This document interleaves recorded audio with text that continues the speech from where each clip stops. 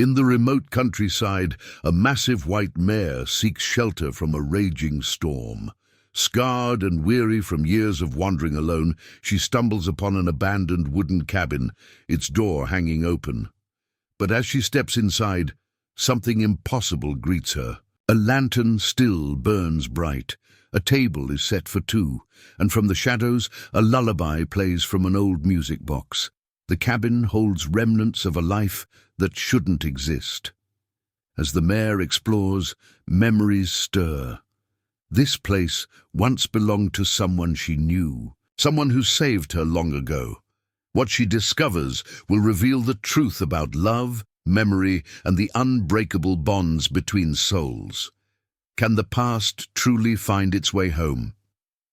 Before we jump back in, tell us where you're tuning in from. And if this story touches you, make sure you're subscribed, because tomorrow I've saved something extra special for you. The storm had been building since late afternoon, rolling across the remote countryside like a dark ocean wave. Thunder cracked through the valleys, echoing off distant mountains, while rain fell in sheets so thick it turned the world into a blur of grey and darker grey. The wind howled through the pine trees, bending their ancient trunks and sending loose branches tumbling across forgotten dirt roads. Through this fury walked a massive white mare, her coat dulled by mud and rain, her head lowered against the wind. She moved with the careful gait of an animal who had learned to conserve energy, to measure each step, to survive when survival seemed impossible. Her size alone would have made her remarkable in better circumstances. She stood nearly 17, hands high, with broad shoulders and powerful legs built for strength rather than speed. But it was the scars that told her true story. Deep lines crisscrossed her flanks, some old and faded to silver, others newer and still pink beneath her coat. Her legs bore the circular marks of chains and ropes, places where metal had bitten into flesh over and over until the skin had given up trying to heal properly. One ear had a notch torn from its tip. Her left eye carried a wariness that spoke of blows remembered, of hands that had brought pain instead of comfort. She had been wandering for so long that the seasons blurred together in her memory. Spring. Rains gave way to summer heat, then autumn's chill, then winter's brutal cold, and around again year after year. She had no name that she remembered, no place that called to her. She simply moved, driven by an instinct she could not name, always northward, always searching for something she could not quite recall. Tonight, exhaustion had caught up with her. Her ribs showed too clearly beneath her coat. Her hooves were overgrown and cracked. The storm was too fierce, the cold too deep. For the first time in years, the mare felt the pull of surrender, the whisper that perhaps it would be easier to simply lie down in the rain and let the earth reclaim her. But then, through the downpour, she saw it, a light, faint and golden, flickering through the trees like a star that had fallen to earth and forgotten to go out. Her ears pricked forward, water streaming from their tips. Light meant shelter. Light meant warmth. Light meant perhaps one more night of survival. She pushed forward, her hooves sinking into mud with each step. The trees began to thin, and she emerged into a small clearing. There, nestled against the base of a wooded hillside, stood a cabin. It was small, built from weathered logs that had turned silver with age. The roof was covered in moss and pine needles. A stone chimney rose from one side, though no smoke emerged from it, and the door hung open. The mare stopped at the edge of the clearing, her body trembling with cold and exhaustion. Every instinct screamed caution. Open doors could mean traps. Humans often used shelter as bait, and she had learned that lesson with scars. But the light inside called to her. That golden glow, steady and warm, seemed to pulse with something beyond simple illumination. She took a step forward, then another. The wind pushed at her back as if encouraging her onward, and the rain intensified until she could barely see. It was decide now or collapse here. The mare chose. Her hooves clattered on the wooden porch, the sound strange after so much mud and grass. She ducked her massive head through the doorway, and the scent hit her first. Old wood, aged and dry. The faint trace of something floral, lavender perhaps, mixed with dust and thyme. And underneath it all, something else. Something familiar in a way that made her chest tighten with an emotion she had almost forgotten how to feel. She stepped fully inside, water streaming from her coat and pooling on the wooden floor. The door swung slightly in the wind behind her, but did not close. The mare stood in the entrance, her large body filling the small space, and looked around at the impossible scene before her. The lantern sat on a stone mantel above a cold fireplace. Its flame burned steady and bright, casting dancing shadows across the walls. The glass was clean, the oil reservoir somehow full. In an abandoned cabin in the middle of nowhere, with no one to tend it, the lantern burned as if someone had just lit it moments ago. But that was not the only impossibility. A table stood in the center of the room, small and round, made from the same weathered wood as the walls. And on that table, 2 place settings waited. Plates, cups, silverware, all arranged with care. The silverware gleamed as if recently polished. A cloth napkin lay folded beside each plate. It looked like someone had set the table for dinner and then simply walked away, expecting to return at any moment.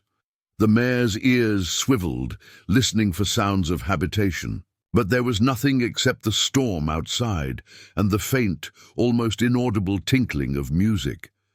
She turned her head slowly, tracking the sound to a small shelf near the window.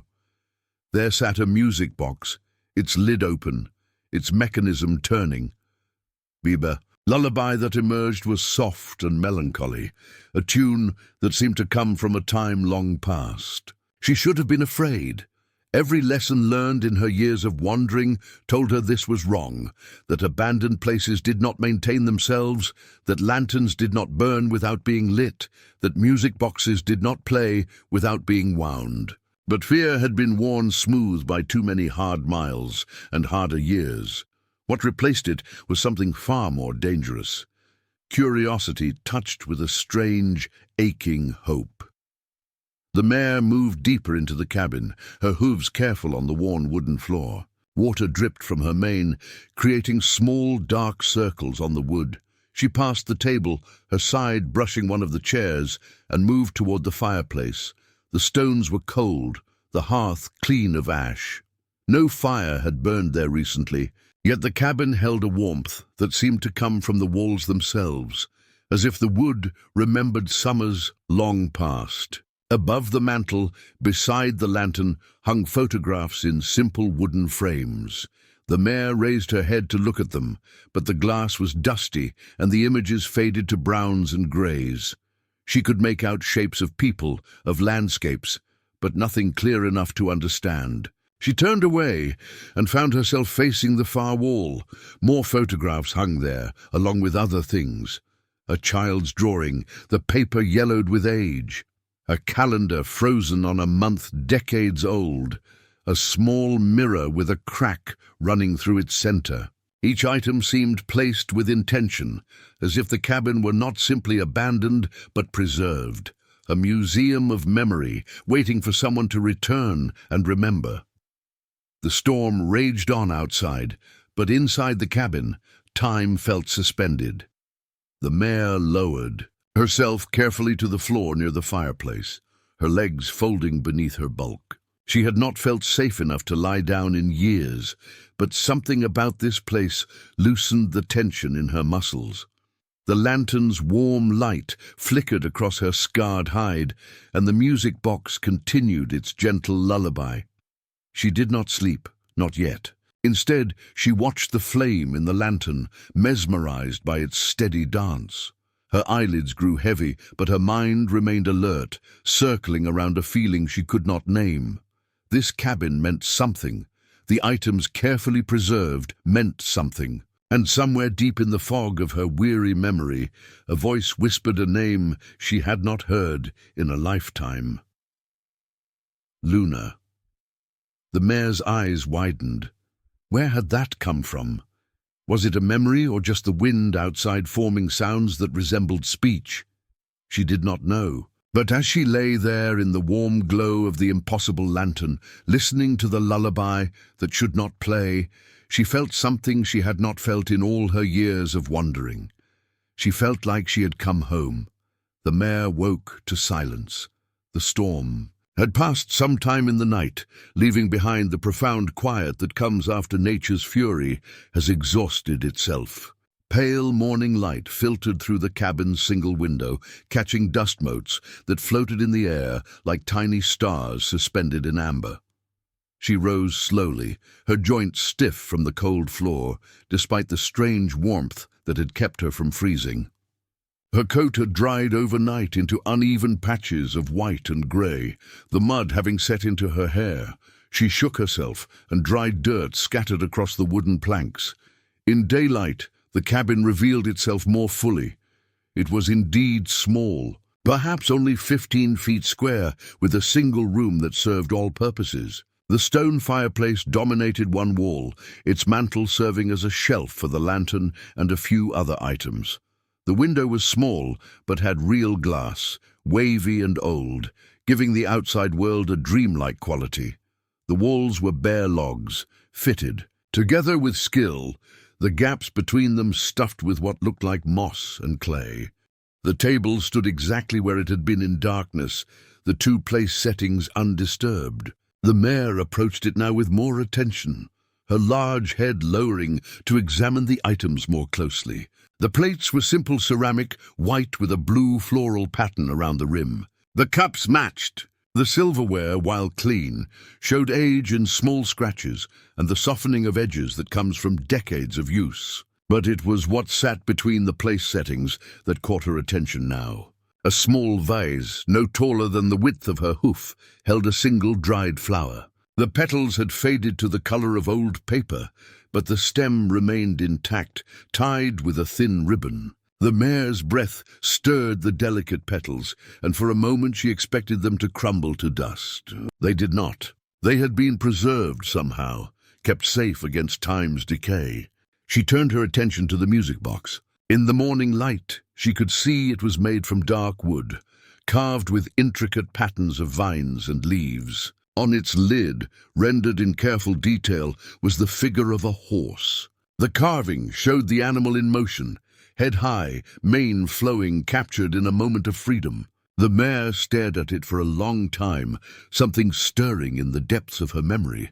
The mechanism had wound down overnight, the lullaby silenced. The mare nudged it gently with her nose, and the box shifted slightly on its shelf. Beside it sat other objects, a small porcelain figurine of a girl in a dress, a painted stone that might have been collected from a riverbed, and a spool of faded ribbon. She moved around the cabin, exploring with the thoroughness of an animal that has learned to understand spaces for both their dangers and their resources. In one corner stood a narrow bed, its frame made from the same weathered wood as everything else. A quilt covered the thin mattress, its patches showing a riot of different fabrics and colors. Some pieces appeared to be from dresses, others from shirts or curtains. It had been made by hand, each stitch visible, each patch placed with care, to create a pattern that told a story she could not read. Near the bed, a small writing desk leaned against the wall.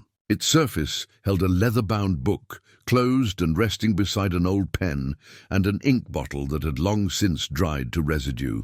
The mare's breath stirred a few loose papers stacked beside the book, and one fluttered to the floor. She looked at it, but could make no sense of the lines and curves that covered its surface. A wooden chest sat at the foot of the bed, its lid closed. The mare could smell cedar from where she stood, mixed with other scents, fabric, paper, and something sweet that might have been perfume once.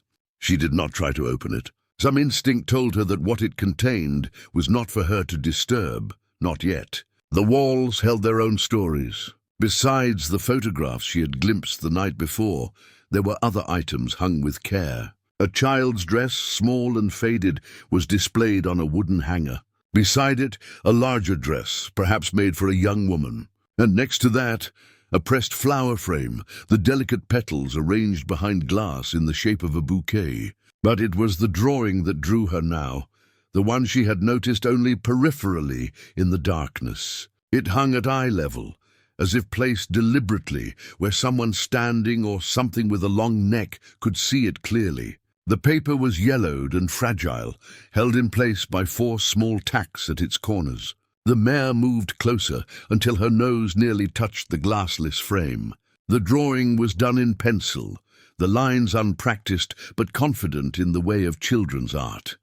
It showed a little girl, stick figure simple, with long hair indicated by careful lines extending past her shoulders. She wore a dress that billowed out from her body, and on her face 2 dots for eyes and a curved line for a smile.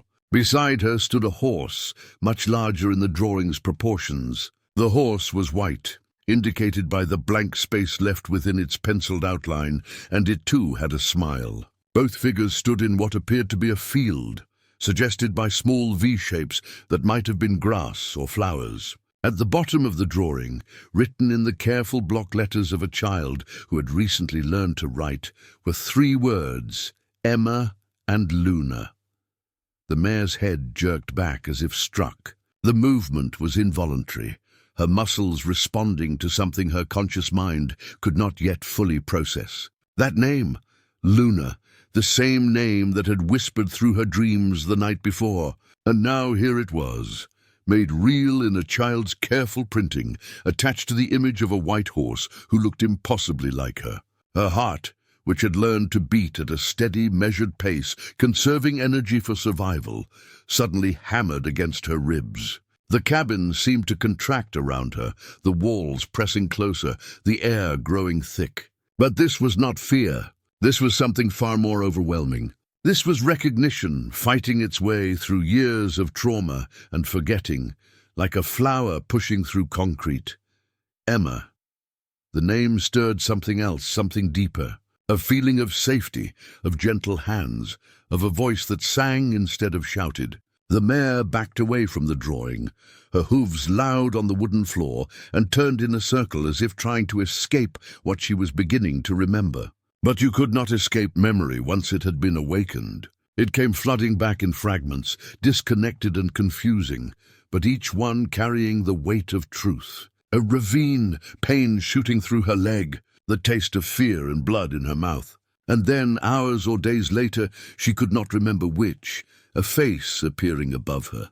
Small, young, framed by hair the color of wheat in sunlight. The mare stopped turning and stood in the center of the cabin, her sides heaving. The lantern still burned, though surely it should have exhausted its oil by now. The music box sat silent on its shelf. The table waited with its 2 place settings, and the drawing hung on the wall with its simple declaration of connection. This cabin belonged to Emma, the girl in the drawing. The girl who had somehow known the mare's name before the mare had forgotten it herself. And Emma had preserved this place, filled it with carefully chosen objects, and kept a lantern burning in a way that defied all natural law. The mare's legs trembled, not from exhaustion but from the enormity of what she was beginning to understand. She had not been wandering aimlessly all these years. She had been searching, and somehow, impossibly, against all odds and reason, she had found what she was looking for. The cabin was not abandoned. It had been waiting, and the mare, whose name was Luna, though she had not known it for so long, had finally come home. But where was Emma? And why did this place feel like both a welcome and a memorial?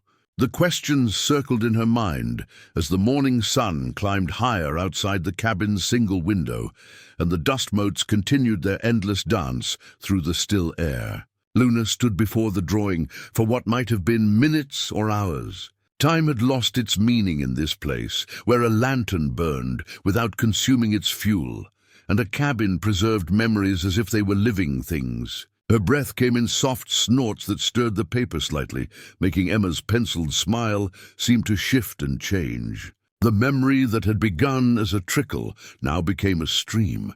Luna closed her eyes, and the cabin fell away. In its place, a ravine took shape behind her eyelids, steep and rocky, choked with brambles and deadfall. It was late autumn.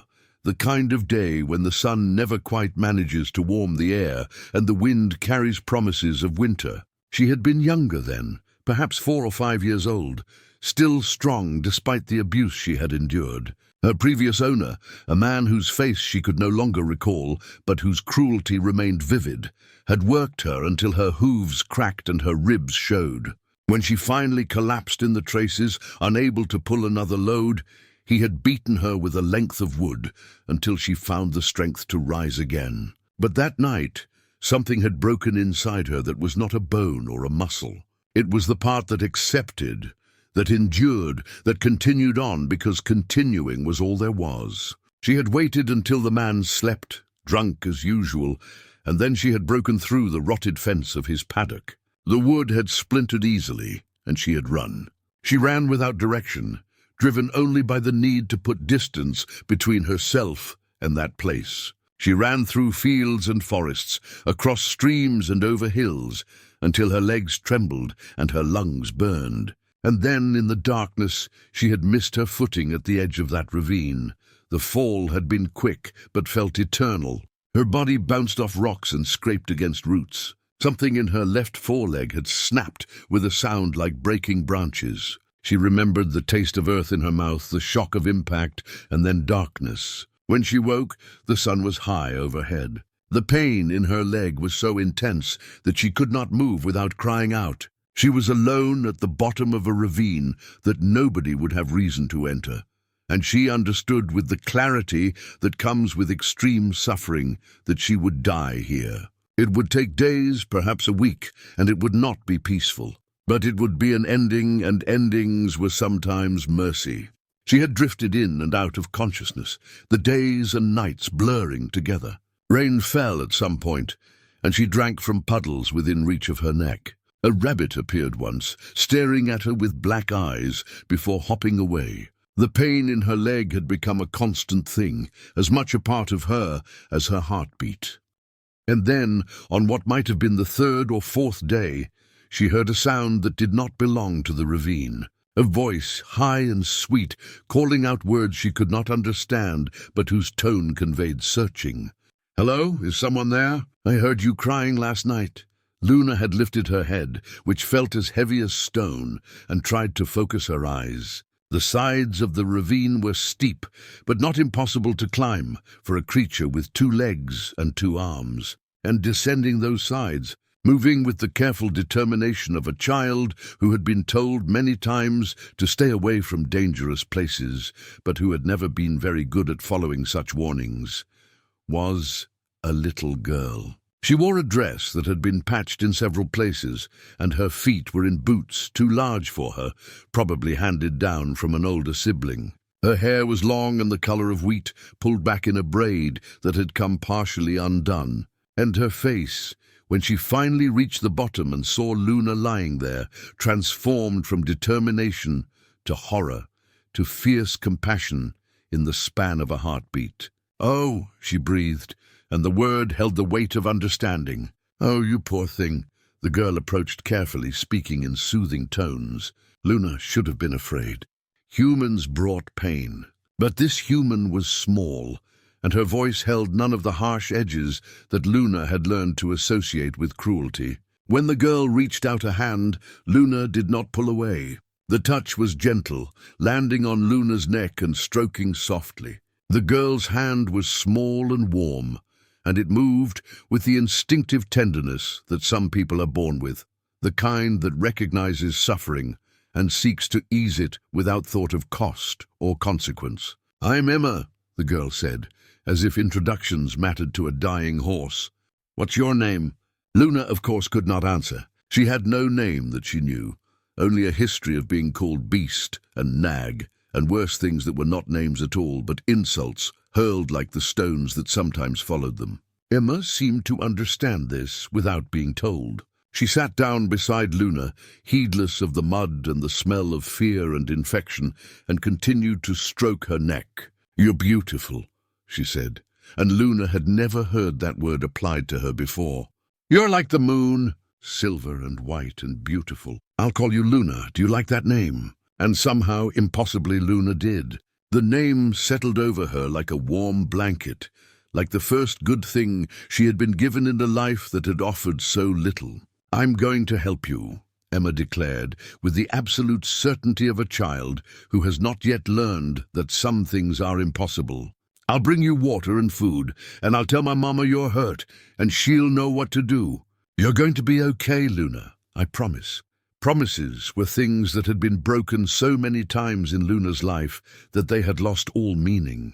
But when Emma said it, looking at her with eyes that held no deception, only pure determination and compassion, Luna believed. For the first time in her life, she believed that someone would help her, not because it benefited them, but simply because she needed help. Emma climbed back up the ravine with surprising speed, her boots slipping on loose rocks, but her balance never failing. Luna watched her go, and then lowered her head back to the ground, exhausted by even that small exertion. She expected the darkness to return, the slow slide toward ending. Instead, she felt something else. She felt hope. True to her word, Emma returned. It took several hours, and the sun had moved considerably across the sky, but she came back carrying a bucket of water that sloshed with each careful step. Behind her came a woman who could only be her mother, though where Emma moved with a child's heedless confidence, the woman moved with weariness etched into every line of her body. "Mama said she can't climb down because of her hip," Emma explained, kneeling beside Luna again. "But she told me what to do. I have to give you water slowly so you don't get sick, and I brought these." She pulled carrots from her dress pocket, small and slightly withered. "They're from our garden. I was saving them, but you need them more." Over the following days, a routine established itself. Emma came each morning before school and each evening after, climbing down into the ravine with supplies. Water, food, and eventually medicine that her mother had somehow procured despite their obvious poverty. Emma talked constantly, telling Luna about her life, her dreams, her fears. She spoke of her father who had left years ago, her mother who worked too hard at too many jobs, her hope that someday things would be better. And slowly, impossibly, Luna began to heal. The infection in her leg receded under the care of the poultices Emma's mother sent. The swelling reduced. Luna began to eat more, drink more, to lift her head for longer periods. And through it all, Emma was there, constant as sunrise, gentle as rain. It took 3 weeks before Luna could stand. It took another week before she could climb out of the ravine, with Emma guiding her step by step, celebrating each foot gained as a victory. And when Luna finally stood on level ground again, when she could walk without stumbling, Emma threw her small arms around Luna's neck and wept with joy. The memory ended there, snapping Luna back to the present with the force of a physical blow. She stood in the cabin, her eyes open, but seeing both present and past overlaid like two images on the same canvas. That had been the beginning. Emma had saved her, named her, given her back not just her life but something more precious. Emma had given her back her soul. But what had happened after? Why did the memories stop there, leaving only a vast blank space where the rest should be? Luna's legs felt unsteady beneath her, as if the weight of recovered memory was a physical burden her body had to adjust to carrying. She moved away from the drawing, needing distance from the simple rendering of a connection that had shaped everything that came after. Her hooves carried her to the writing desk without conscious decision, drawn there by instinct or perhaps by the faint scent of old paper and dried ink. The leather journal sat exactly where she had noticed it before, its cover cracked with age but still intact. The leather was dark brown, aged to almost black in places, and the binding showed signs of having been opened and closed thousands of times. Luna lowered her head until her nose nearly touched the surface, breathing in the smell of it. That smell! It triggered something else, another fragment of memory clicking into place. Emma reading aloud, sitting in the grass while Luna grazed nearby, her young voice stumbling over difficult words but persisting with determination. Emma had loved to read, had loved to share stories with Luna as if the horse could understand every word. And perhaps in some way Luna had. The journal's pages were yellowed and brittle, and Luna knew instinctively that she should not touch them with her nose. But she could see the top page, see the careful handwriting that covered it in lines of blue ink. The letters meant nothing to her, but their presence spoke of care and dedication, of someone who had taken time to record thoughts and feelings with deliberate precision. Pressed between the pages, visible where the journal lay partially open, was a flower. Its petals had been flattened and dried, preserved against time's decay, and though the color had faded to brown, the shape remained perfect. It was a wildflower, the kind that grew in meadows and along roadsides, common but beautiful in its simplicity. The sight of it brought another memory, this one warm and tinged with gold from summer sunshine. Emma had been perhaps 9 or 10, still young, but growing into the young woman she would become. They had been in a field together, Luna grazing while Emma lay on her back in the grass, staring at the clouds. "Look at this one, Luna," Emma had said, holding up a flower she had just picked. "Isn't it perfect? Mama says flowers die, but I'm going to keep this one forever. I'll press it in my diary, and that way it will always remind me of today, of right now. Of you and me and this perfect afternoon." Luna remembered the feeling of contentment that had filled her that day, the sense that this was what life was meant to be. Not the pain and fear she had known before Emma, and not the endless wandering that would come after, but this, simple connection, peaceful coexistence, the pleasure of being known and valued. Emma had indeed pressed that flower, and here it was, decades later, still holding its place in the journal like a bookmark, marking a moment too precious to forget. Luna stood looking at it, understanding in a way that transcended words that this journal had been Emma's way of holding on to their time together. Every page likely held memories, observations, the internal life of a girl who had loved a horse with the fierce, uncomplicated devotion of childhood. Near the journal, almost hidden beneath its shadow, Luna noticed other items. A hairbrush lay on the desk's surface, its bristles worn but still functional. Caught among those bristles were strands of hair, long and silvery white. Luna's hair. Emma had kept even that, had preserved these small pieces of their connection. A hand mirror sat beside the brush, its surface clouded with age. Luna could see her own reflection in it, distorted but recognizable. She looked old, she realized with sudden clarity. The years of wandering had marked her as surely as the scars on her flanks. Her face showed the wear of countless miles, countless struggles. But her eyes, when they caught the light just right, still held something of the horse Emma had named Luna all those years ago. More items covered the desk's surface. A small wooden box with a carved lid, a pen that had long since run dry, papers stacked neatly despite years of settling dust. Each object had been placed with care, arranged just so, creating a tableau that was part shrine and part promise. Emma had built this cabin not just as a structure of wood and stone, but as a vessel for memory, a physical manifestation of love that refused to fade. Luna's gaze moved to the papers beside the journal. The top sheet showed Emma's handwriting, neat and mature, suggesting it had been written in adulthood rather than childhood. Though Luna could not read the words, she could see that this page was different from the journal entries. It was a letter beginning with "Dear Luna" at the top, those two words recognizable because they matched the text beneath the drawing on the wall. How many letters had Emma written? How many times had she sat at this desk, pen in hand, pouring out her heart to a horse who was not there to read them? The thought created an ache in Luna's chest that was almost physical, a grief for time lost and words unheard. She stepped back from the desk, overwhelmed by the accumulation of preserved moments. Each item told a story, and together they painted a picture of devotion that spanned decades. Emma had never forgotten. Emma had never stopped loving her. And Emma had created this place as testament to a bond that should have been broken by circumstance, but somehow endured through sheer force of will and faith. But this realization only deepened the mystery that haunted the cabin like a presence. If Emma had loved Luna this much, if she had gone to these lengths to preserve their connection, where was she? Why was the cabin empty, except for these carefully maintained relics? And why did everything feel like a memorial rather than a home waiting for its owner to return? Luna moved to the window and looked out at the clearing beyond. Morning had fully arrived now, the sun climbing higher and burning away the last traces of the storm.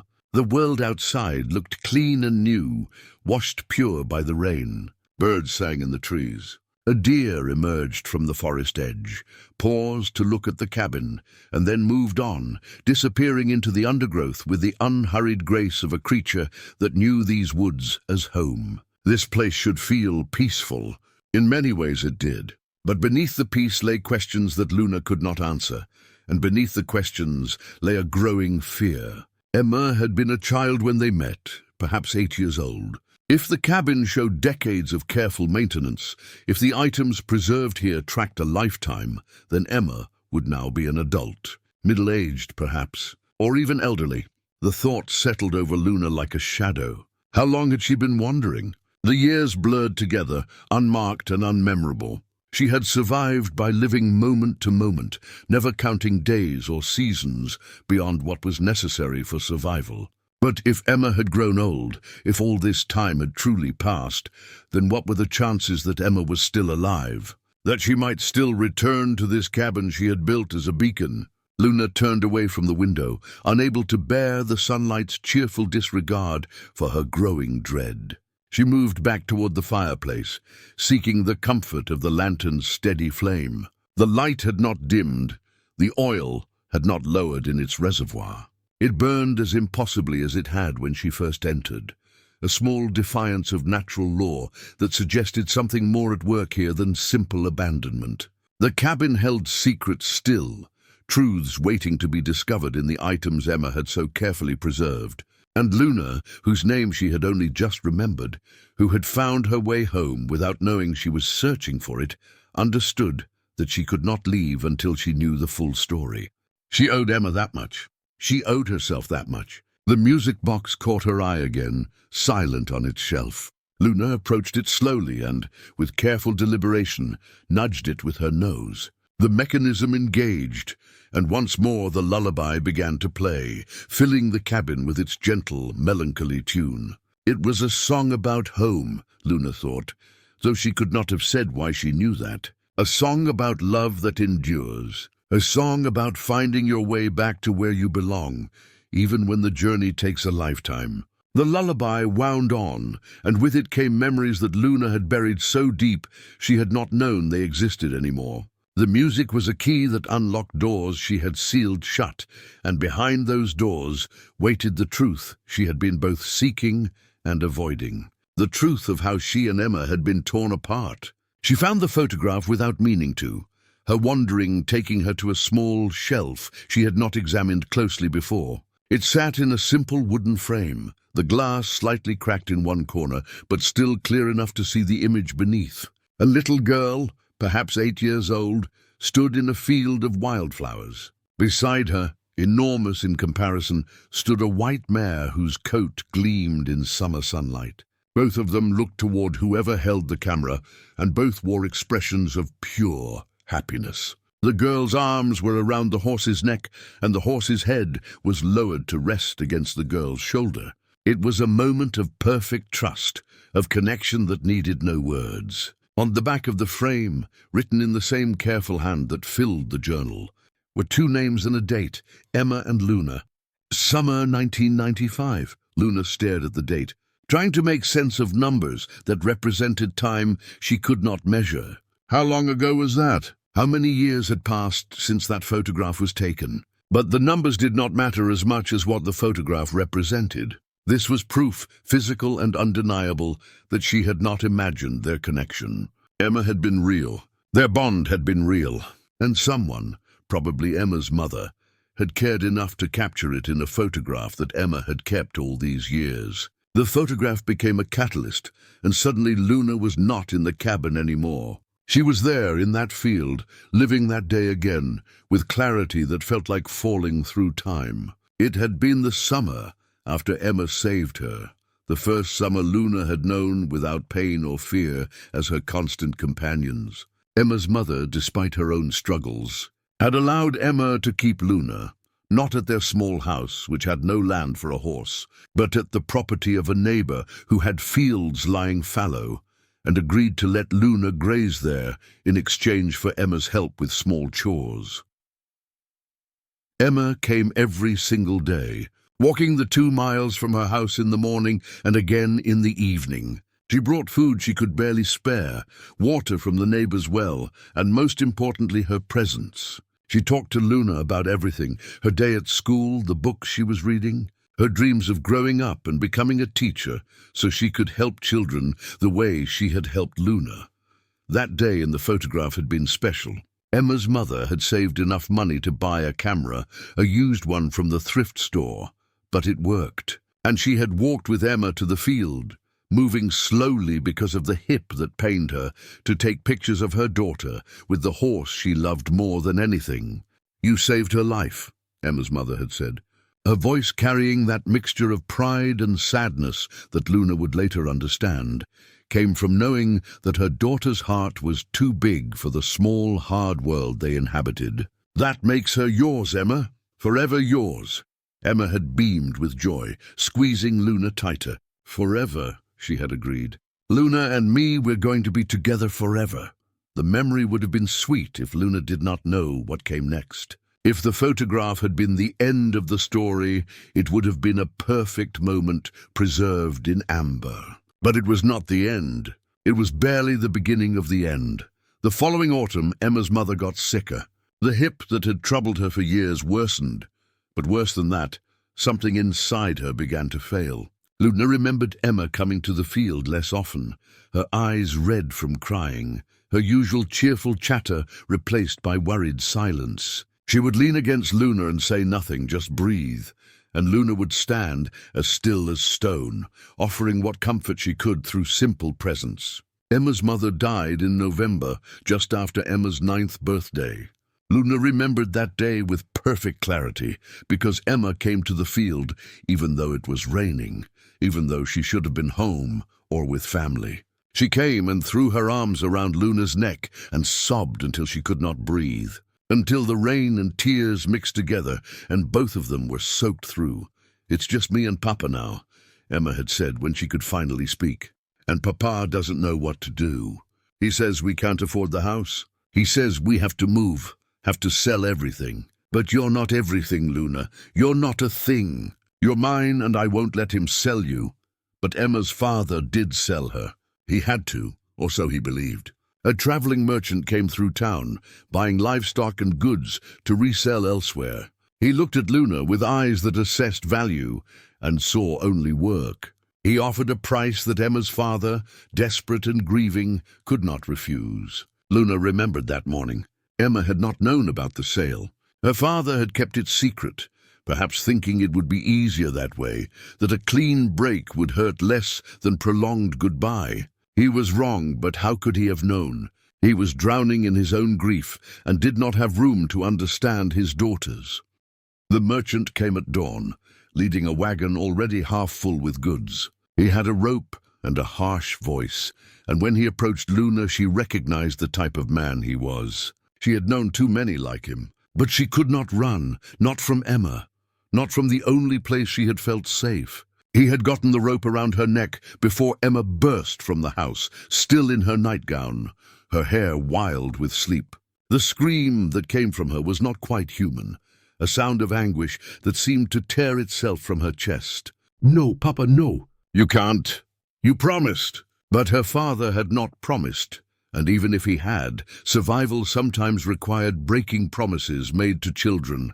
He held Emma back as she fought him, her small fists beating against his chest, her screams turning to words and then to sobs. The merchant pulled on the rope, and Luna had a choice. She could resist, could rear and fight and possibly hurt Emma in the chaos that would follow. Or she could go, could walk away and spare Emma the guilt of knowing that Luna had been hurt trying to stay. It was not really a choice at all.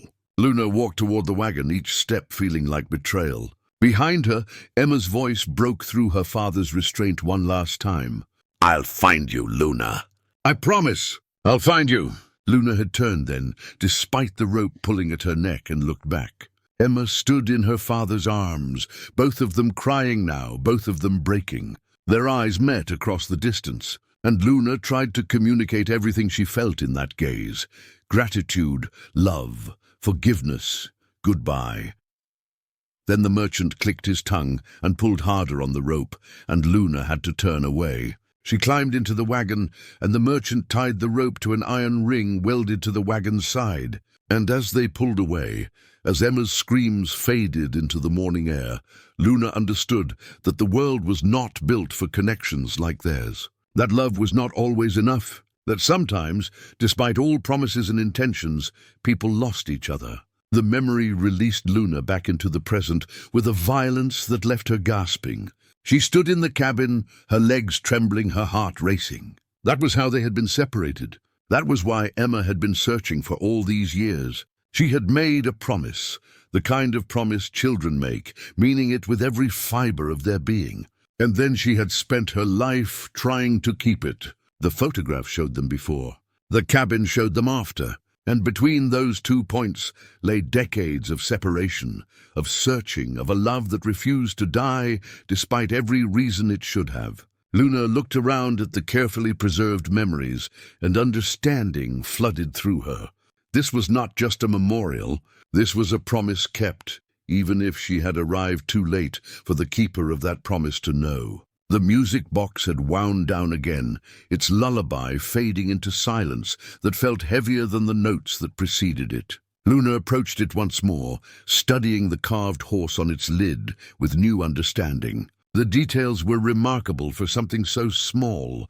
The flowing mane, the powerful legs caught mid-stride, the sense of freedom and joy captured in wood. This had been Emma's mother's music box. The knowledge came not from memory, but from a deeper knowing, the kind that transcends rational thought. The lullaby it played was the one Emma's mother used to sing, a connection between generations, between mother and daughter, preserved in melody. Luna's nose touched the mechanism, and slowly, carefully, she nudged it. The music box responded, the cylinder turning, the lullaby beginning again from its opening notes. But this time Luna did not just hear the music. She remembered it being sung. Emma's mother had a voice that carried the weariness of hard labor, but also a sweetness that no amount of hardship could quite extinguish. She would sit on the porch of their small house in the evenings, braiding Emma's hair while the sun set, and she would sing this lullaby. Luna had been in the neighbor's field, close enough to hear, and the sound had drifted across the grass like a blessing. Sometimes Emma would sing along, her child's voice weaving around her mother's, creating harmonies that were imperfect but beautiful in their imperfection. And when the song ended, Emma's mother would kiss the top of her daughter's head and say something Luna could not hear, but which always made Emma smile. Now that voice was gone, and Emma's mother with it, but the lullaby remained.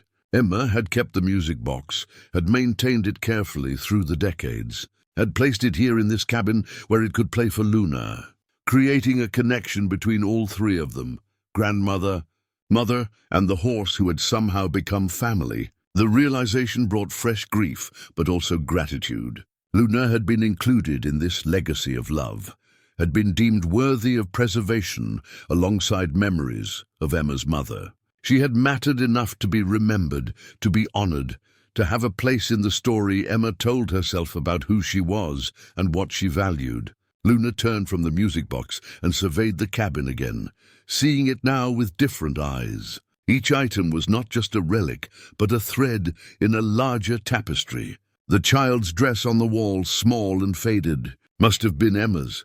The larger dress beside it, perhaps the one Emma wore at her graduation or her wedding, or some other milestone that marked her passage from girl to woman. And there, on a small table Luna had not examined closely before, sat other items that told Emma's story. A teaching certificate framed and faded, showing that Emma had achieved her dream of becoming a teacher. A wedding photograph, smaller than Luna would have expected, showing Emma in a simple white dress, standing beside a man with kind eyes. Both of them smiled at the camera, happy but not ecstatic, content but not overcome. The man's name, written at the bottom of the photograph, was Thomas. And beside the wedding photograph sat another image, Thomas and Emma, older now, standing in front of a barn with several horses visible in the background. Emma held a halter in one hand and had her other arm around Thomas's waist.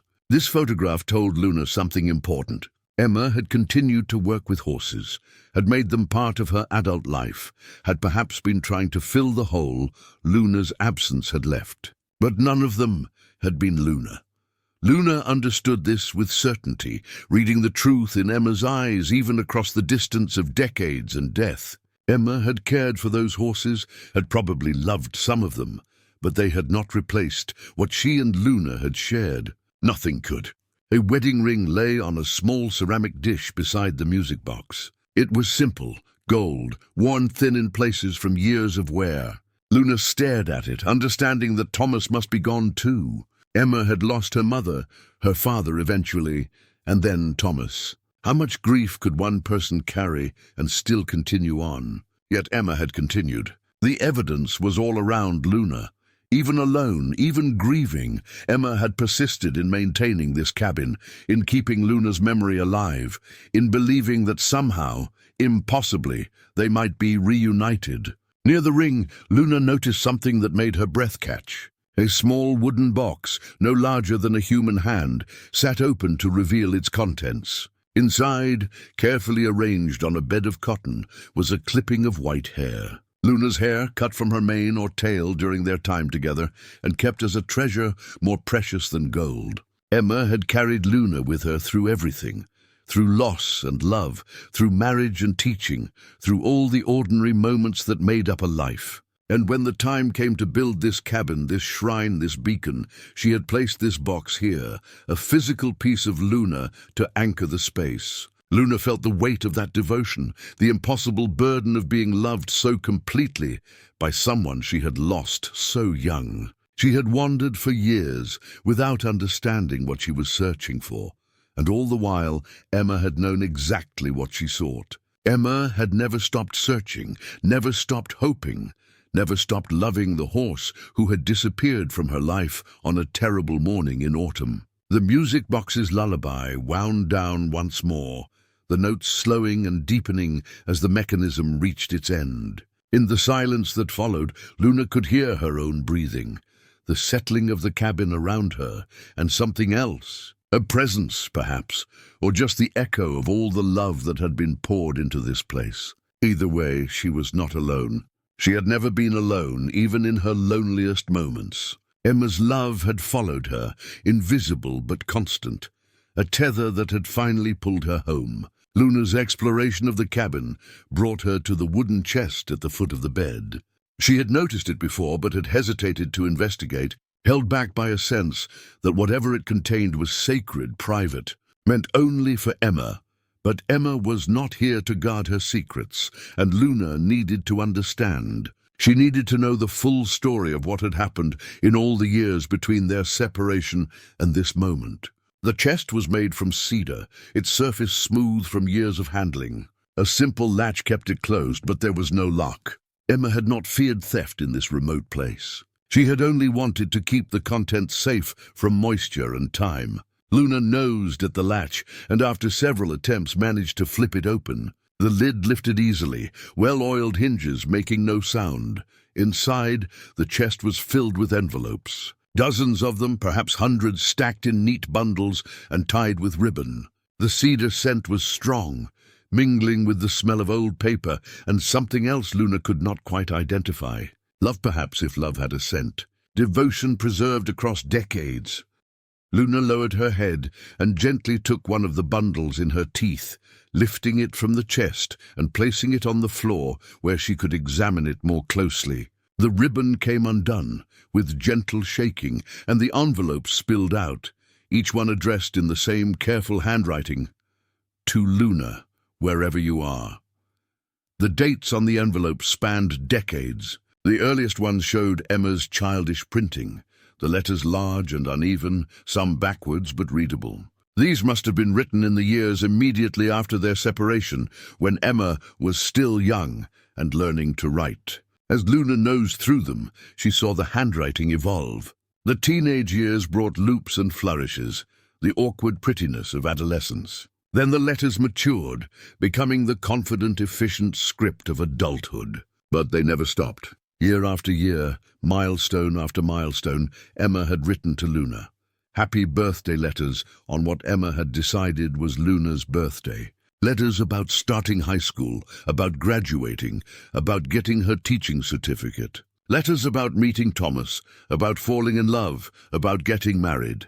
Letters about the horses she rescued, the students she taught, the life she built in Luna's absence. And threaded through all of them, visible even though Luna could not read the words, was longing. Emma had never stopped searching, never stopped hoping, never given up on the promise she had made as a 9-year-old girl.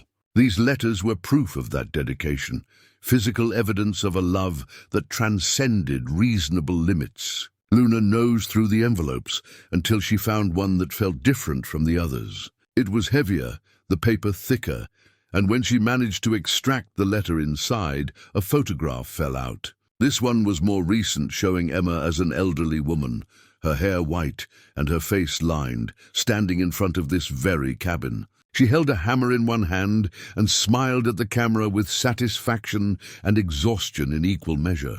Emma had built this cabin herself, Luna realized, or at least had done much of the work.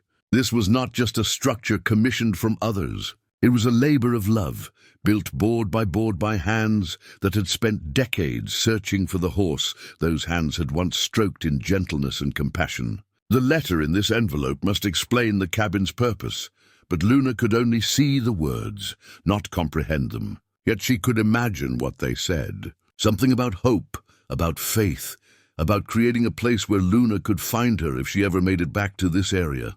The cabin was built on the exact spot where they had first met. Luna was certain of that now. Emma had purchased this land, or been given it, or claimed it somehow, and had created this beacon. Other bundles of letters told similar stories. Emma had traveled extensively in her search, going to livestock auctions, rescue shelters, farms that might have taken in a white mare. Each location was documented in letters, each dead end recorded with disappointment, but never with surrender. Emma had been thorough, systematic, refusing to leave any possibility unchecked. Luna found a letter with a dried flower pressed between its pages, similar to the one in the journal. Another contained a ribbon that matched the one Luna remembered from their time together, faded but recognizable. Emma had included these small objects as if they were prayers, as if adding physical reminders of their connection would make the letters more powerful, would help them reach across the impossible distance between writer and intended recipient. The most recent letters showed a change in tone. Luna could not read the words, but she could sense it in the way the handwriting wavered slightly, in the way the envelopes seemed to hold heavier weight. These were the letters of someone who knew time was running short, who understood that the reunion she had hoped for might never come in life, but who refused to stop hoping anyway. The last envelope in the chest bore a date from just a few months ago. Inside, the letter was brief, only a single page, but the handwriting was Emma's mature script, still careful despite whatever illness or age had begun to claim her. Luna laid her head on the floor beside the scattered letters, surrounded by decades of devotion made tangible. She could not read Emma's words, but she could feel their weight, their power, their testament to a love that had shaped 2 entire lives. Emma had never forgotten, had never truly moved on, had carried Luna with her through everything. And now Luna was here, in the place Emma had built for their reunion, surrounded by the physical evidence of that love. But Emma was not here. The question that had haunted Luna since she first entered the cabin now demanded an answer. Where was Emma? And had Luna arrived in time? Or had she, like so many times before, missed her by moments or miles, by circumstances beyond either of their control? The answer to Luna's question came from a place she had not yet explored, the small drawer built into the writing desk. It was partially hidden, designed to blend seamlessly with the desk's structure, and Luna had missed it in her earlier examination. But now, surrounded by Emma's letters and feeling the urgency to understand, she noticed the small brass handle and the way it caught the lantern light. Opening a drawer without hands proved challenging, but desperation bred ingenuity. Luna worked at it with her nose and teeth until finally the drawer slid open, revealing its contents. Inside lay a small wooden box, the kind that might hold jewelry or other precious items. And beside it, visible even from Luna's angle, was a plastic hospital bracelet. Luna's heart, which had been beating steadily, suddenly hammered against her ribs. Hospital bracelets meant illness, injury, or worse. She nosed the bracelet out of the drawer, and it fell to the floor, where she could examine it more closely. The plastic was white with blue lettering, the kind worn by patients during extended stays. And on it, printed in that utilitarian hospital font, was a name, Emma Catherine Morrison. The date on the bracelet was recent. Within the past few months, perhaps 10 or 12 weeks ago, the bracelet had been cut rather than removed intact, suggesting Emma had been discharged or had left the hospital in some final capacity.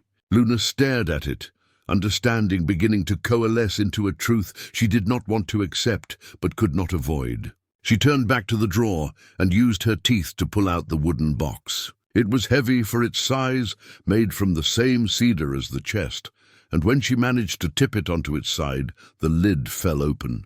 Inside, nestled on a bed of silk that had faded from blue to grey, was a silver locket. The locket was old but well maintained, its surface engraved with delicate flowers. Luna nosed it open, and inside she found two things: a tiny photograph of herself and Emma from their time together, cut down to fit the small space, and beside it a lock of white hair. Her hair, cut from her mane all those years ago and kept as a treasure.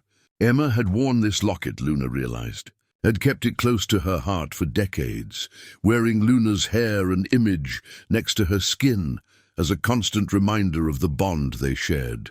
And when Emma knew the end was coming, when the hospital bracelet was placed on her wrist and she understood what that meant, she had removed the locket and placed it here, in this box, in this drawer, in this cabin, for Luna to find. The realization hit like a physical blow. Emma had known. In her final weeks or months, Emma had known that her time was ending, and she had come here to this cabin one last time to prepare it. She had lit the lantern with oil that would not run out, wound the music box with a mechanism that would not stop, set the table for two as if for a meal they would finally share, and placed her most precious possession where Luna would discover it. Emma had prepared the cabin as a final gift, a last gesture of love and hope. She had done everything possible to make it welcoming, to fill it with memories and meanings, to tell their story in objects Luna could understand, even without the ability to read words. And then Emma had left, had returned to wherever she needed to be, had faced her end, knowing that she had done everything possible to guide Luna home. Luna's legs gave out, and she sank to the floor beside the open drawer, the bracelet and locket scattered around her. The grief that washed over her was unlike anything she had experienced before, not even in her worst moments of suffering. This was the grief of loss, compounded by the cruel timing of near misses. She had found her way home, but she had arrived too late. Emma had prepared this place for their reunion, but she had not been able to wait. Or had she? The thought came unbidden, strange and hopeful in equal measure. The lantern burned with impossible constancy. The music box played without being wound. The cabin felt alive in ways that defied natural explanation. And more than that, Luna felt watched. Not in a frightening way, but in the way one feels the presence of someone beloved, someone whose attention is a comfort rather than an intrusion. Luna lifted her head and looked around the cabin with new awareness. The afternoon light streaming through the window caught the dust motes, making them glow like stars. The lantern's flame cast shadows that seemed to move with purpose. The music box sat on its shelf, waiting to play again, and the air itself felt thick with something Luna could not name, but recognized nonetheless. Love did not end with death. Luna understood this instinctively, had known it in some wordless way all along. The bond between souls could not be severed by something as simple as physical separation. And if that was true, if love truly transcended death, then perhaps Emma had not left at all. Perhaps she had simply changed form, had become part of the cabin itself, part of the lantern's flame and the music box's song and the very air that Luna breathed. Luna rose slowly, her grief transforming into something else. Not acceptance, not yet, but openness. She moved to the center of the cabin and stood quietly, waiting. The lantern flickered, though there was no breeze. The music box's mechanism engaged, though no one had touched it, and the lullaby began to play once more. And in that moment, Luna felt a touch that was not physical, but was real nonetheless. It settled on her neck, where Emma's hand used to rest, gentle and familiar, carrying all the love and recognition that had defined their bond from the very beginning. The cabin's atmosphere shifted, grew warmer, more present, and Luna understood that she was not, had never been, alone. Emma had waited. Against all odds, against the very laws of nature and death, Emma had waited. Her body might have failed, might have been claimed by time and illness, but her soul, her essence, her love, had remained here in this cabin, tethered by devotion and the promise made so many years ago. Luna had found her way home, and Emma, in whatever form she now existed, had been here to greet her. The reunion they had both longed for was beginning, though not in any way either of them could have imagined when they were separated all those years ago. This was something deeper, something that transcended flesh and time. This was the meeting of souls who had always been connected and always would be, regardless of what forms they took or what obstacles stood between them. Emma stepped back, her form shimmering as if affected by emotions too powerful for even a spirit to contain. She moved toward the bed, toward the quilt that lay across it, and gestured for Luna to follow. Luna did, her hooves making soft sounds on the wooden floor that seemed louder in the emotionally charged silence. "I want to show you something," Emma said, her hand hovering over the quilt's surface. "I made this over the course of 30 years. Every patch has a story. Every stitch represents a moment from my life. And at the center, right here, is the most important piece of all." Luna looked at where Emma indicated and saw a square of white fabric that stood out from the colorful patches surrounding it. The white was aged, slightly yellowed, but the texture was different from the other fabrics, rougher and more substantial. "That's from your saddle blanket," Emma said softly. "The one you wore when we were together. After you were taken, I kept it. I couldn't bear to throw it away. And when I started this quilt, I knew it had to be at the center, because you were always at the center of everything for me." The quilt became more than just a bed covering as Emma explained each patch. The floral print was from her mother's favorite dress. The blue cotton was from the shirt Thomas wore when he proposed.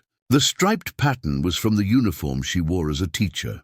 The patches formed a map of Emma's life, a fabric autobiography that placed Luna at its heart. "Every major decision I made, I thought about you," Emma continued, her fingers tracing patterns in the air above the quilt, as if she could still feel its texture. "Should I marry Thomas? I asked myself what you would want for me. Should I become a teacher or continue working at the rescue full-time? I imagined what advice you would give if you could speak. Should I build this cabin? I knew the answer immediately because it meant creating a place where we might finally be reunited."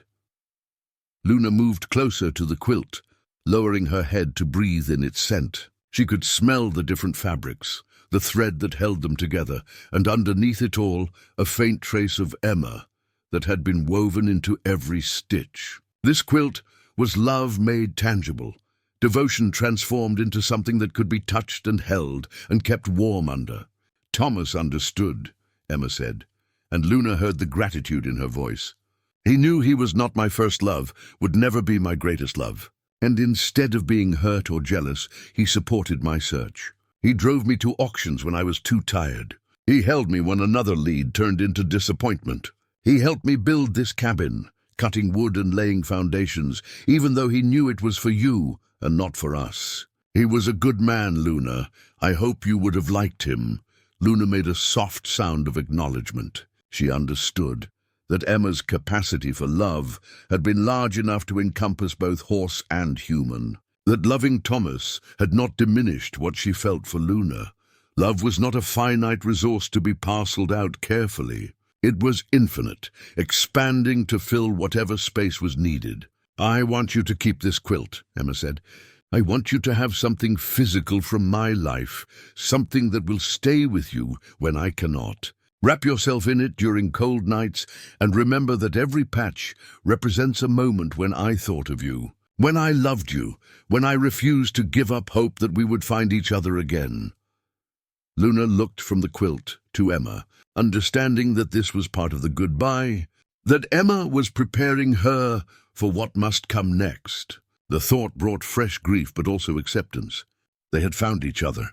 They had shared this moment. And now they had to face the reality that spirits cannot linger forever, that Emma had already stayed far longer than she should have, held to this world only by the force of her will and the depth of her love. Emma moved away from the bed, her form flowing rather than walking, and approached the wall where a large map hung. Luna had noticed it before, but had not examined it closely. Now, as Emma gestured toward it, Luna saw that the map was covered in red marks, hundreds of small X symbols scattered across multiple states, like a constellation of failed hopes. "Every X represents a place I searched for you," Emma said, her voice carrying the weight of thousands of miles and countless disappointments. "I started when I was 15, as soon as I could get rides from friends or take buses on my own. I went to every livestock auction within 100 miles. Every X is a farm I visited, a rescue I called, a sighting I investigated." Luna approached the map, overwhelmed by the sheer scope of Emma's search. The marks covered territory that would have taken years to traverse, representing a dedication that transcended reasonable hope. Emma had not just looked for Luna, she had made finding Luna the central project of her life. "Some leads seemed so promising," Emma continued, pointing to a cluster of marks in the northeast. "There was a white mare at a farm in Vermont. Same size, same coloring. I drove 8 hours to see her, convinced it would be you. But when I arrived, I looked into her eyes and knew. She was beautiful, but she wasn't Luna. She wasn't you." Luna understood now the full measure of what her wandering had meant. While she had been moving aimlessly, driven by instinct and the need to survive, Emma had been moving with purpose, following every thread, chasing every possibility. They had been parallel lines, never quite intersecting despite decades of motion. "I was within 20 miles of you at least 3 times, Emma said, her form flickering with the pain of those near misses. "Once in Ohio, when you were at that terrible farm with the man who beat you. I investigated a tip about a white mare there, but by the time I arrived you had already escaped. Once in Pennsylvania, at an auction where you were being sold. I was there that day, Luna. I walked right past your stall, but you were covered in mud and facing the wall, and I didn't recognize you. And once in West Virginia, at a rescue shelter. You had been there just 2 weeks before I called. Each revelation was like a knife, showing Luna how close they had come to reunion. How many times fate had conspired to keep them apart, despite their parallel searches. The timing had always been wrong, the circumstances never quite aligned. They had been dancing around each other for decades, 2 points on an orbit that never quite synchronized.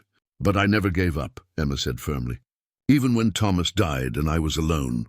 Even when I got sick and the doctors said I should rest. Even when friends told me I was obsessed, that I needed to let go and move on. I couldn't. You were out there somewhere, and as long as I was breathing, I would keep searching." Luna looked at the map with its hundreds of marks and understood that she was looking at a visual representation of love itself. Each X was a prayer, a hope, a refusal to surrender. Emma had covered these miles not just with her body, but with her heart, leaving pieces of herself at every location, accumulating disappointment like stones in a pack, but never setting that pack down. "And you," Emma said, turning to Luna with eyes that glowed with emotion and ethereal light. "You were searching too, in your own way. Your instinct to move north, to keep traveling toward these mountains, that was your soul remembering home. That was your heart guiding you back to me. We were both searching, both refusing to give up, and in the end, despite everything that tried to keep us apart, we found each other, Emma's hand reached out and settled on Luna's neck again, solid and warm despite its translucent nature. "The journey brought you here, and I was waiting. I will always be waiting for you, Luna, always."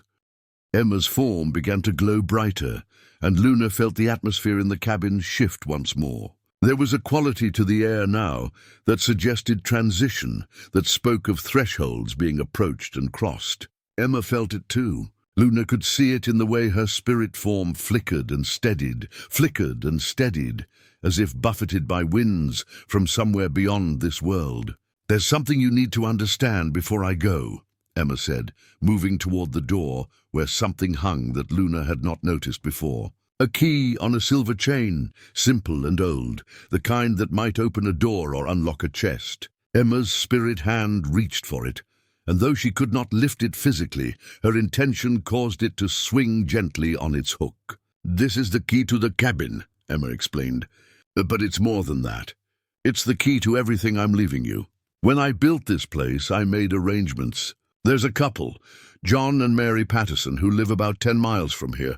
They're good people, kind people, the sort who understand the bonds between humans and animals. They know about you, though they've never met you. They know about us." Luna listened intently, understanding that Emma was explaining something crucial, something about Luna's future after this reunion ended. "I've left them money and instructions," Emma continued. "They'll come check on this cabin regularly. They'll bring food, maintain the structure, make sure you have everything you need. I've left the cabin and this land to you, Luna. It's yours legally, held in trust by the Pattersons, but yours in every way that matters. You'll never be homeless again. You'll never go hungry again. You'll never have to wander again unless you choose to." The generosity of this gift staggered Luna. Emma had not just built a memorial or created a meeting place. She had established a permanent home, secured Luna's future, ensured that even in death, her care would continue. The dedication required to arrange all this while dying, while holding her spirit to this world through sheer will, was almost incomprehensible. "The key represents freedom," Emma said, her voice growing softer, more distant. "I took you from chains and pain when we first met, and now I'm giving you safety and peace for whatever time you have left. You can stay here as long as you want. The cabin is warm, the land is protected, and the Pattersons will be here soon to check on things. They're expecting you, though they don't know exactly when you'll arrive." Luna moved closer to Emma, pressing against her spirit form as if she could hold her here through proximity alone. But she could feel Emma beginning to fade, could sense the pull that was calling her away from this in-between place toward whatever waited beyond. "I need you to understand that love doesn't end," Emma said, her hands cradling Luna's face one last time. "Even when I'm gone from this cabin, even when you can no longer see or feel me, I'll still be with you.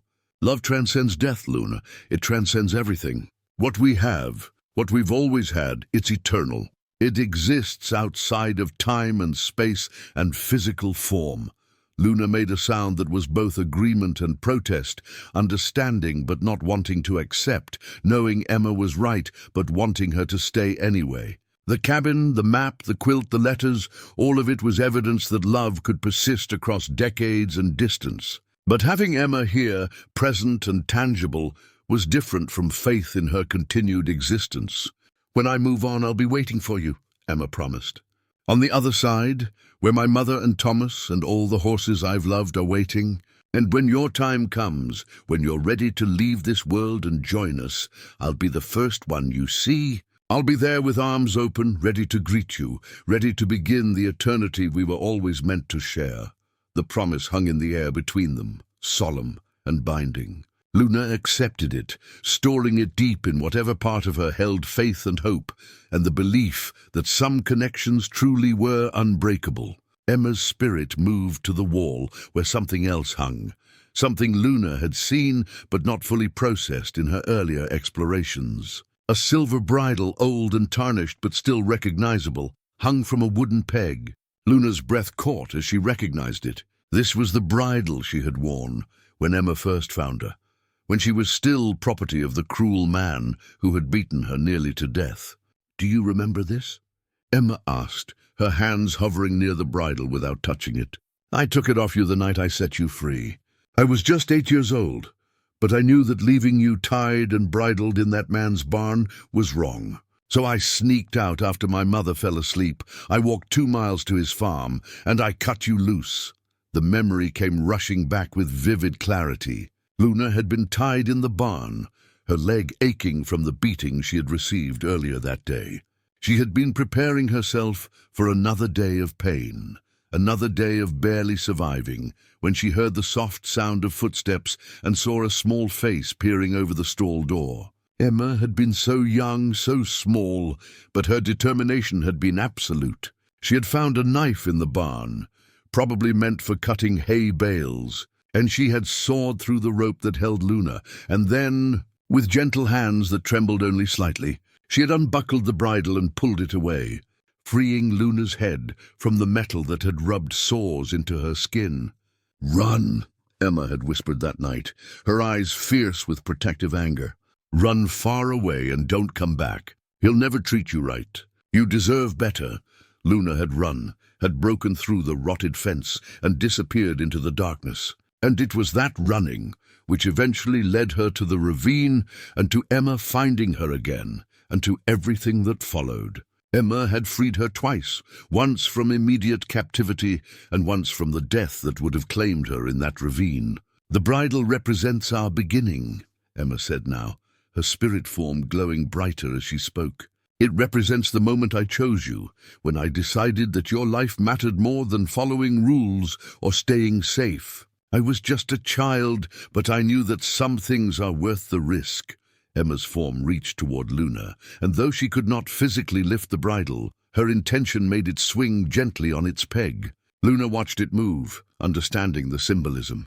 The bridle had been an instrument of control and pain, but Emma had transformed it into a symbol of liberation. She had kept it all these years, not as a trophy, but as a reminder of the moment their bond truly began. "Now I need you to make a choice," Emma said, her voice taking on a new quality, something that resonated through the cabin and perhaps through Luna herself. "You can remember everything.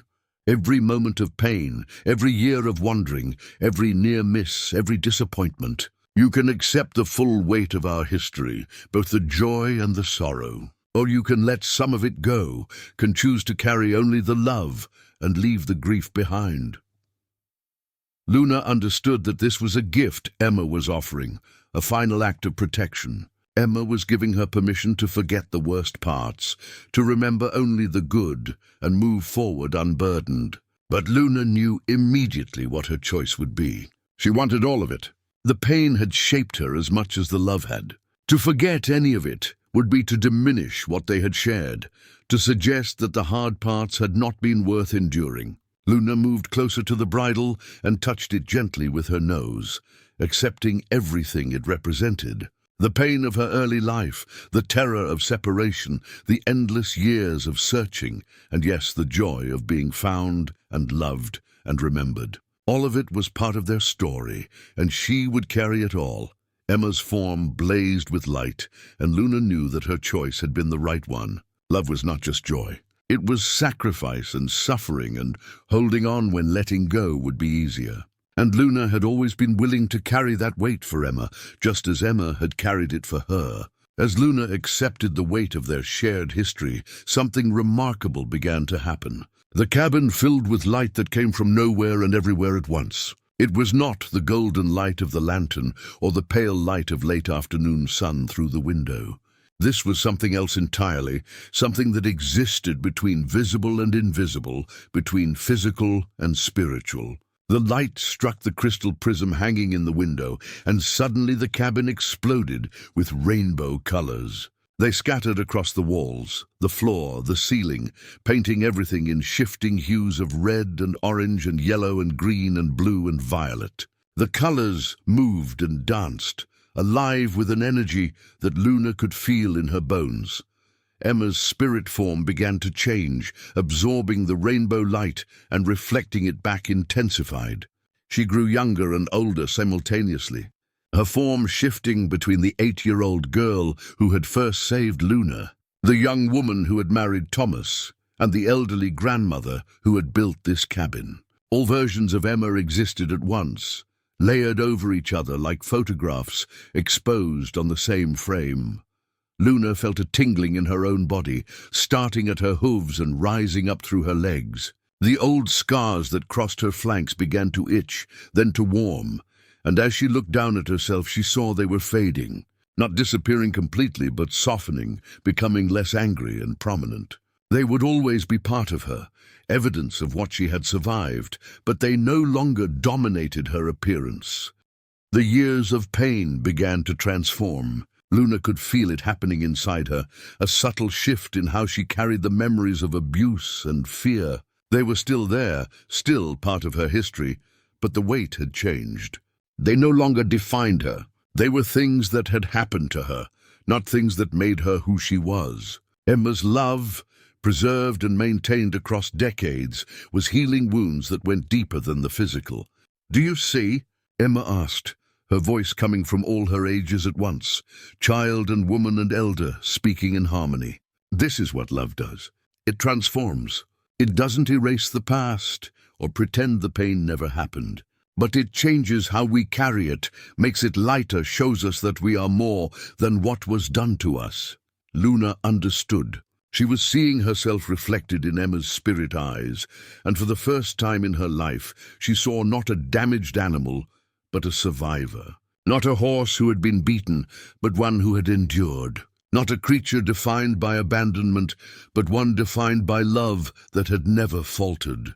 The rainbow light intensified until the cabin itself seemed to be made of color rather than wood and stone. Luna and Emma stood at the center of it, two beings separated by the barrier of death, but connected by something far stronger. Time became fluid, allowing Luna to see visions of alternate realities, lives where they had never been separated, where Emma's father had found another way, where they had grown old together in peace. But she also saw the truth, that their actual journey, painful as it had been, had created something more profound than any easy path could have forged. Their love had been tested by distance and time, and even death itself, and it had not just survived, but grown stronger. It had transcended every limitation the universe tried to impose on it. "We are transformed," Emma said, her many-aged voice settling into a single, ageless tone. "Both of us. The girl and the horse we were when we first met are gone, but what we've become is greater. We've proven that love is the most powerful force in existence, stronger than pain, stronger than separation, stronger than death itself." Luna felt the truth of this in every cell of her body.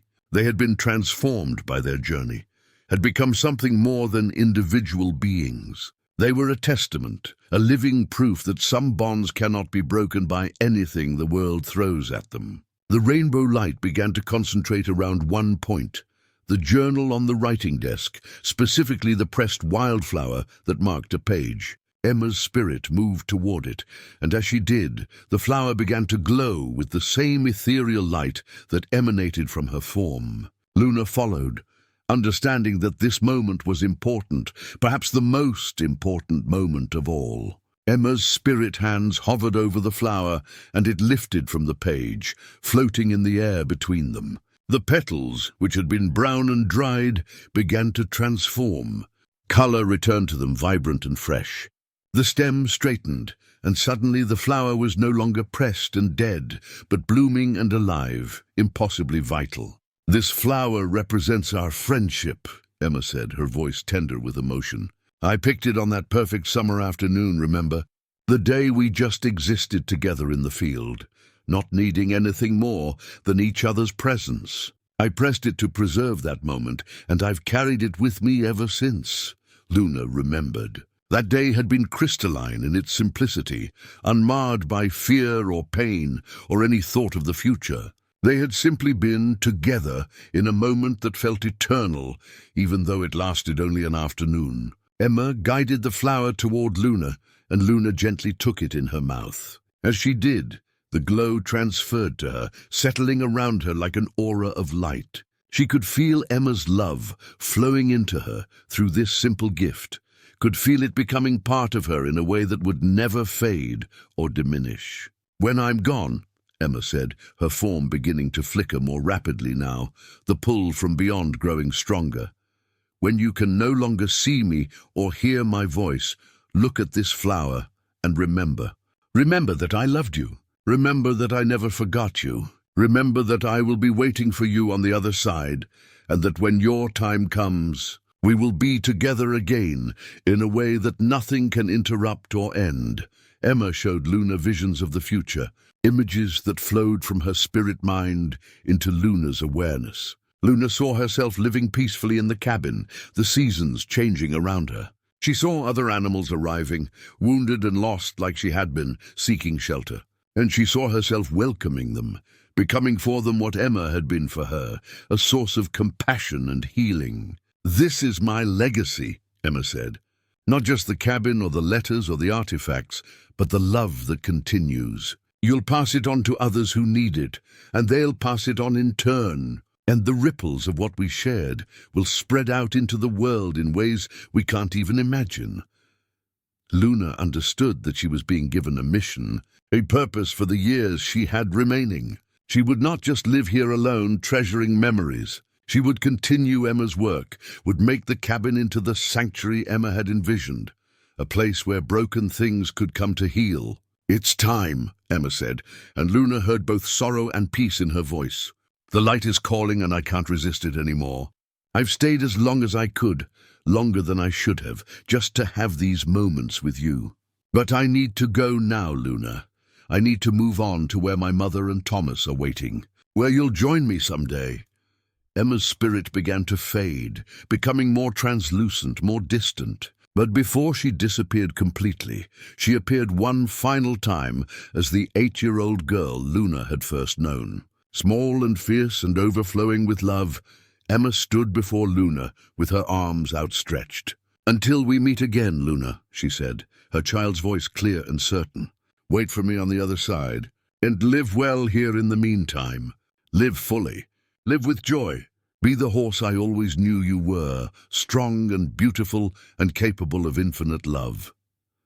Emma waved, a simple gesture that carried the weight of goodbye and promise and eternal connection. Luna watched as she faded completely, her form dissolving into light that rose through the cabin's roof and disappeared into the sky beyond. The music box played one final time, the lullaby reaching its natural conclusion, and then gently stopped, its purpose fulfilled. Emma was gone, but the cabin remained. The lantern still burned with its eternal flame, though Luna understood now that it burned not with oil, but with the memory of Emma's devotion. The music box sat silent on its shelf, its purpose fulfilled.